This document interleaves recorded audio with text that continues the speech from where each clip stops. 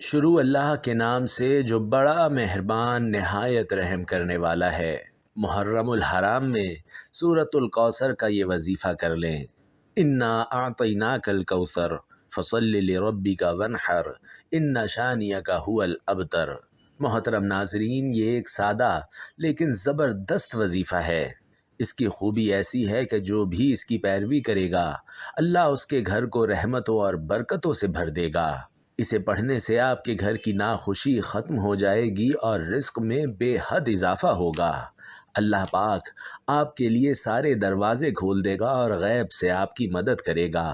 یہ فائدہ خاص طور پر ان لوگوں کے لیے ہے جو چاہتے ہیں کہ ان کا اپنا گھر ہو، ان کی آمدنی میں اضافہ ہو، رزق میں برکت ہو۔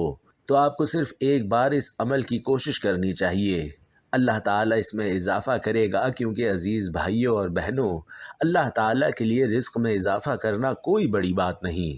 وہی رزق دینے والا ہے، لہٰذا ہمیں اللہ پر پورا بھروسہ رکھنا چاہیے۔ اس سے فرق نہیں پڑتا کہ ہم کتنا کام کرتے ہیں۔ اگر ہمیں خدا پر بھروسہ نہیں ہے تو ہمیں کچھ بھی نہیں ملے گا۔ اگر ہمیں خدا پر بھروسہ ہے تو ہمیں دنیا کی ساری دولت مل جائے گی اور آخرت میں کامیابی بھی نصیب ہوگی۔ دوستو، قرآن کی ہر شکل کی اپنی ایک خوبی ہے اور اس کی اپنی ہی برکات ہیں۔ اس لحاظ سے سورۃ الکوثر کی بھی اپنی خوبی اور برکت ہے۔ یہ ہے تو ایک چھوٹی سی سورت، لیکن اس کی فضیلت اور برکت بہت زیادہ ہے۔ اگر کوئی شخص اپنی زندگی میں اس سورت کو صرف 1000 بار پڑھ لے تو خدا تعالیٰ اسے جنت الفردوس میں داخل کرے گا اور اسے کوثر کا پانی عطا کرے گا۔ اگر کسی شخص کے بہت سے دشمن ہیں اور وہ اپنے دشمنوں سے جان چھڑانا چاہتا ہے اور اس کا دشمن بہت طاقتور ہے، چاہے اس کا دشمن وقت کا بادشاہ ہو، اگر وہ محض تنہائی میں بیٹھا ہو، اگر وہ 300 بار سورۃ الکوثر پڑھ لے تو وہ اپنے دشمنوں پر قابو پا لے گا اور وہ ساری زندگی اپنے دشمنوں سے چھٹکارا پائے گا۔ جب بھی آپ کو یہ عمل شروع کرنا ہے، آپ نے کسی کو یہ نہیں بتانا کہ میں کون سا عمل کر رہا ہوں۔ یہ عمل نہایت خاموشی، عاجزی اور انکساری کے ساتھ کریں۔ یہ عمل کریں اور دیکھیں کہ کچھ ہی دن میں آپ کے رزق میں کیسی برکت اور اضافہ ہوتا ہے۔ دوستو، یہ چھوٹی سی تسبیح، یہ چھوٹی سی سورۃ الکوثر پڑھ لیں، پھر ہر مہینے دیکھیں کہ آپ کے رزق میں دن بدن کیسے اضافہ ہوتا جائے گا اور آپ کے رزق میں کیسی برکت آئے گی۔ آج کا وظیفہ لاکھوں کروڑوں کا مال بنا دینے والا وظیفہ ہے۔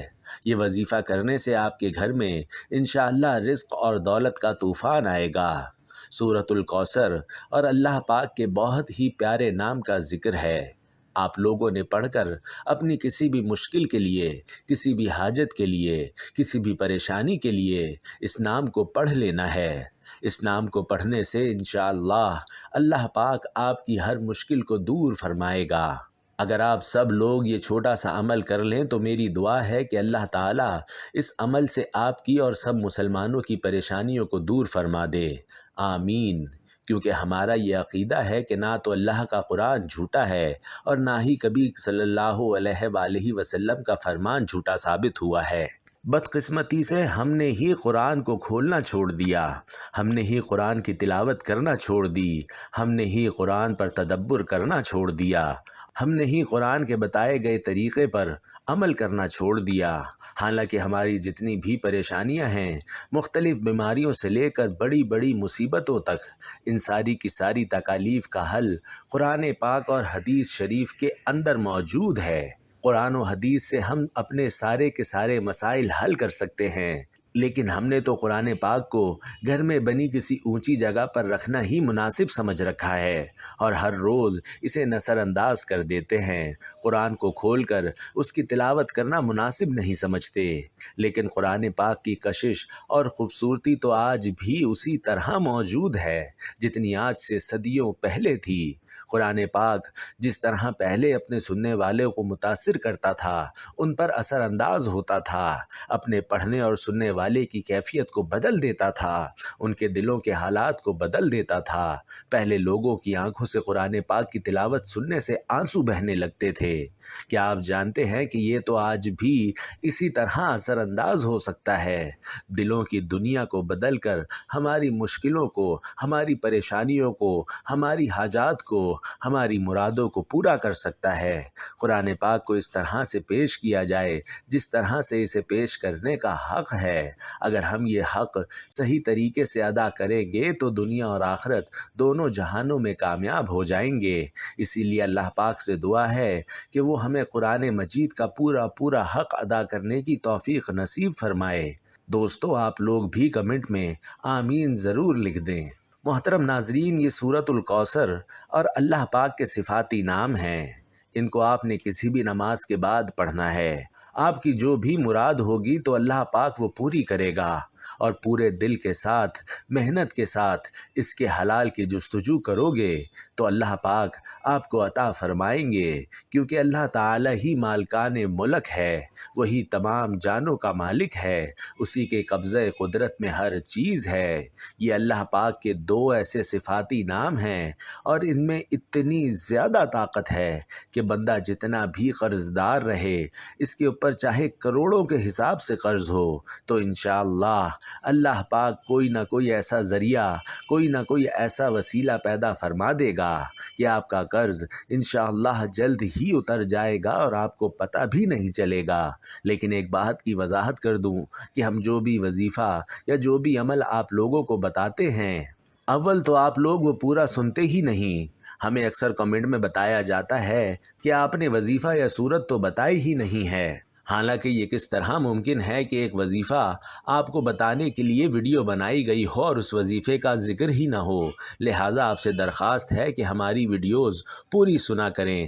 تمہید اس لیے باندھی جاتی ہے کہ آپ لوگوں کا یقین اس چیز پر بڑھ جائے، اور دوسری بات کہ جو وظیفہ اور عمل آپ کو بتایا جاتا ہے اکثر لوگ اسے دل سے نہیں کرتے، بلکہ آپ لوگ اس عمل کو آزمانا چاہتے ہیں۔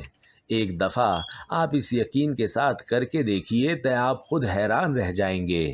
لیکن آپ کرتے کیا ہیں کہ وظیفہ تو شروع کر دیا اور پھر دیکھتے ہیں کہ ہم نے وظیفے کے اندر بتایا تھا کہ آپ کا کام شام تک ہو جائے گا، اس لیے آپ بھی یہ امید لگا کر بیٹھ جاتے ہیں کہ ابھی ہمارا کام ہو جائے گا، ابھی ہمارا کام ہو جائے گا، لیکن وہ کبھی بھی نہیں ہوگا۔ کام کے لیے کچھ ہاتھ پاؤں بھی ہلانے پڑتے ہیں۔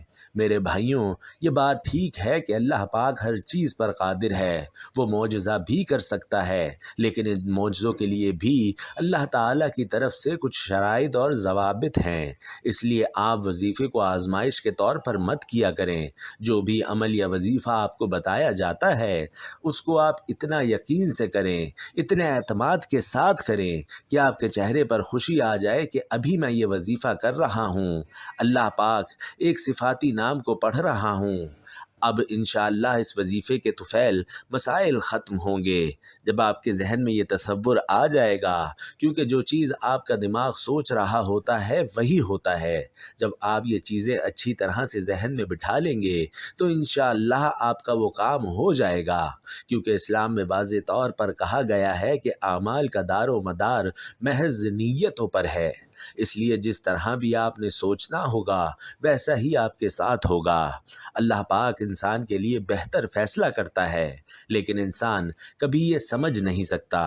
کبھی کبھی انسان جانے انجانے میں اللہ پاک سے کچھ ایسی چیز مانگتا ہے جو کہ اس کے لیے نقصان دہ ثابت ہو سکتی ہے۔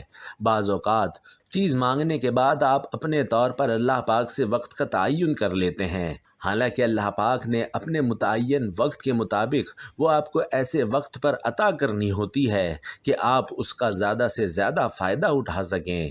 اللہ پاک اپنے بندوں سے بہت زیادہ محبت کرتا ہے، تو اللہ پاک اسے وہ چیز نہیں دیتا بلکہ اس کا بہترین نعم البدل اسے دے دیتا ہے۔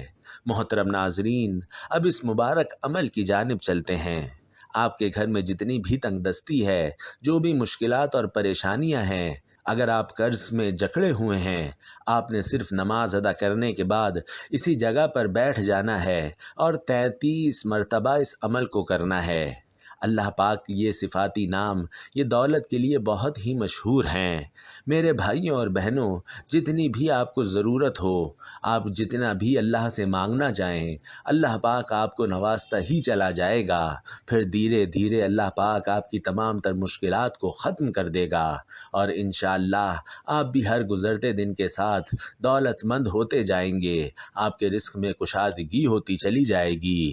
یہ بہت ہی پیارا اور مستند وظیفہ ہے، اور ہمارا ماننا ہے کہ جب بھی کوئی بندہ اللہ سے کچھ بھی مانگتا ہے اور اس ذات کے آگے ہاتھ پھیلاتا ہے تو اللہ پاک کبھی اسے خالی ہاتھ واپس نہیں لوٹاتا۔ وہ انسان جس چیز کی بھی طلب کرتا ہے تو میرا اللہ اسے وہ چیز عطا فرماتا ہے۔ ہم دنیا کی باتوں میں، دنیا کے مختلف کاموں میں اور فضول سے رسم و رواج میں پڑ جاتے ہیں، اور پھر اللہ کے ذکر کے لیے تھوڑا سا بھی وقت نہیں نکال پاتے۔ دوستو، یہ وظیفہ نماز کے بعد آپ نے کرنا ہے، لیکن کسی بھی وظیفے کی پہلی شرط یہی ہوتی ہے کہ وظیفہ کرنے والا پاک صاف اور 5 وقت کا نماز کا پابند ہو۔ رسول اللہ صلی اللہ علیہ وآلہ وسلم کے پاک فرمان کا مفہوم ہے کہ ان موقعوں پر دعا مانگو گے تو تمہاری دعا رد نہیں ہوگی، جب دھوپ میں بارش ہو رہی ہو، جب آذان ہو رہی ہو، سفر کے دوران، جمعے کے پورا دن، اور بعض علماء کرام کے نزدیک رات کو جب آپ کی آنکھ کھلے، یعنی خاص طور پر صبح تہجد کے وقت، کسی ناگہانی مصیبت کے وقت، فرض نمازوں کے بعد مانگی گئی خلوص دل کے ساتھ دعا۔ نبی کریم صلی اللہ علیہ وآلہ وسلم کے پاک ارشاد کا مفہوم ہے کہ اللہ تعالیٰ سے ایسی حالت میں دعا کیا کرو گویا کہ تمہیں قبولیت کا یقین ہو، اور یہ بھی یاد رکھو کہ اللہ تعالیٰ نفرت سے بھرے ہوئے دلوں سے مانگی گئی دعائیں قبول نہیں کرتا۔ اکثر لوگ دعا کرتے ہیں اور اس کے قبول نہ ہونے پر پریشان ہو جاتے ہیں، حالانکہ کسی کی دعا بھی رد نہیں ہوتی۔ حضرت ابو ہریرہ رضی اللہ تعالیٰ عنہ سے مروی ہے کہ رسول اللہ صلی اللہ علیہ وآلہ وسلم نے فرمایا کہ انسان اپنے رب کے سب سے زیادہ قریب سجدے کی حالت میں ہوتا ہے، اور اس لیے سجدے میں دعا اس طرح سے کیا کرو۔ اسلام کے 5 ارکان میں سے کلمہ طیبہ کے بعد نماز دوسرا رکن ہے۔ دوستو، نماز کی اہمیت کا اندازہ اس بات سے بھی لگایا جا سکتا ہے کہ رب تعالیٰ نے اپنے کلام پاک قرآن مجید میں 700 سے زائد مرتبہ نماز کا ذکر فرمایا ہے۔ جہاں نماز پڑھنے والوں کے لیے بہت سے انعامات کی بشارت ہے، وہیں اس کو چھوڑنے، سستی برتنے یا پھر اس سے روگردانی کرنے والوں کے لیے سزا بھی ہے۔ نماز تمام تر فرائض میں سب سے اہم اور عظیم ہے۔ قرآن مجید اور احادیث نبوی صلی اللہ علیہ وآلہ وسلم اس کی اہمیت سے مالا مال ہیں۔ جا بجا اس کی تاکید آئی ہے اور وعید بھی فرمائی گئی ہے۔ دوستو، نماز اسلام کے 5 ستونوں میں سے ایک انتہائی اہم ستون ہے۔ نماز بدنی عبادتوں میں سے سب سے افضل عبادت ہے۔ مسلم اور کافر کے درمیان فرق کرنے والی چیز ہی نماز ہے۔ اسلام کا شعار نماز ہے۔ یہ شیطان کے چہرے کو سیاہ کرتی ہے، مومن کے لیے باعث فخر ہے۔ نماز کے وقت اللہ تعالیٰ نمازی کی طرف متوجہ ہو جاتا ہے۔ اللہ تعالیٰ انسان کو سجدہ کرتے وقت ہی سب سے زیادہ پسند کرتا ہے۔ جب انسان نماز کے لیے تیار ہوتا ہے تو جنت کے دروازے کھول دیے جاتے ہیں، اور نماز کی جانب جتنے قدم بڑھاتا ہے تو اس کے اتنے گناہ معاف کر دیے جاتے ہیں، اور اتنا ہی ثواب اس کے حق میں لکھ دیا جاتا ہے۔ دوستو، جنگ میں ہو، کوئی چاہے دشمن کی تلوار کے سائے میں ہو یا پھر دشمن کے ڈر سے اپنی جان بچا کر بھاگ رہا ہو، اس وقت بھی نماز کو قضا کی صورت میں ادا کرنا لازم اور فرض ہے۔ یہ اسلام کا فرمان ہے، اور بے شک نماز دارین کی سعادتوں کا ضامن ہے۔ اللہ عز و جل قرآن مقدس میں ارشاد فرماتا ہے کہ یہ کتاب پرہیزگاروں کو ہدایت ہے، جو غیب پر ایمان لائے اور نماز قائم رکھتے ہیں، اور ہم نے جو دیا اس میں سے ہماری راہ میں خرچ کرتے ہیں۔ ایک اور جگہ فرمایا کہ نماز قائم کرو اور زکوٰۃ ادا کرو، اور رکوع کرنے والوں کے ساتھ نماز پڑھو، یعنی مسلمانوں کے ساتھ، کہ رکوع ہماری شریعت میں ہے تو پھر جماعت سے نماز ادا کرو۔ ایک اور جگہ ہے کہ تمام نمازوں، خصوصاً بیچ والی نماز یعنی عصر کی حفاظت کرو، اور اللہ کے حضور ادب سے کھڑے رہو۔ اگر تم چاہتے ہو کہ آپ کی دنیاوی اور اخروی زندگی کامیابی سے ہمکنار ہو، اور آپ یہاں بھی سعادت مندوں کی فہرست میں شمار ہوں اور وہاں بھی سعادت مندوں کی فہرست میں آپ کا شمار ہو، تو آپ نماز کو اپنی زندگی کا لازمی جز بنا لیں۔ یقیناً نماز ہر مشکل حالات میں آپ کے ساتھ کھڑی رہے گی، اور کامیابی انشاءاللہ آپ کے قدموں کے نیچے ہوگی۔ رسول کریم صلی اللہ علیہ وآلہ وسلم کی ایک حدیث میں ہے کہ حضور اکرم صلی اللہ علیہ وآلہ وسلم نے فرمایا، بے شک نماز جنت کی کنجی ہے۔ تو دوستو، آپ اس حدیث سے ہی اندازہ لگا سکتے ہیں کہ جو شخص بھی اس دنیا فانی میں نماز کی پابندی کرے گا اور صحیح طریقے سے نماز پڑھے گا تو بے شک نماز اس کے حق میں جنت کی کنجی ہے، اور دو جہاں میں وہ شخص کامیاب ہو جائے گا اور کبھی بھی اللہ کی رحمت سے مایوس نہیں ہوگا۔ محترم ناظرین، رزق کی تلاش کے دوران انسان کو اس بات کو اپنے ذہن میں رکھنا چاہیے کہ اس کا رزق حلال ہو۔ بہت سے لوگ حصول رزق حلال کے لیے کوشش کرتے رہتے ہیں اور اس راستے میں آنے والے نشیب و فراز اور مشکلات کو خندہ پیشانی سے برداشت کرتے ہوئے حلال کمائی کے لیے پرعزم رہتے ہیں، جبکہ اس کے مد مقابل بہت سے لوگ جھوٹ، دھوکہ، فراڈ اور لوگوں کا استحصال کر کے جلد از جلد امیر ہونے کی جستجو کرتے ہیں۔ ایسے لوگوں کو قوم مدین کی تباہی سے عبرت حاصل کرنی چاہیے، جن کی تباہی کی وجہ صرف معاشی معاملات میں اللہ تبارک و تعالیٰ کے حکموں سے انحراف تھا۔ اللہ تبارک و تعالیٰ نے قرآن مجید کے بہت سے مقامات پر قوم مدین کی تباہی کا ذکر کیا ہے۔ ایک جگہ فرمایا، اور مدین کی طرف ان کے بھائی شعیب کو بھیجا۔ اس نے کہا کہ اے میری قوم، ایک اللہ کی عبادت کرو، نہیں ہے تمہارے لیے کوئی معبود اس کے سوا، اور نہ کمی کرو ماپ اور تول میں۔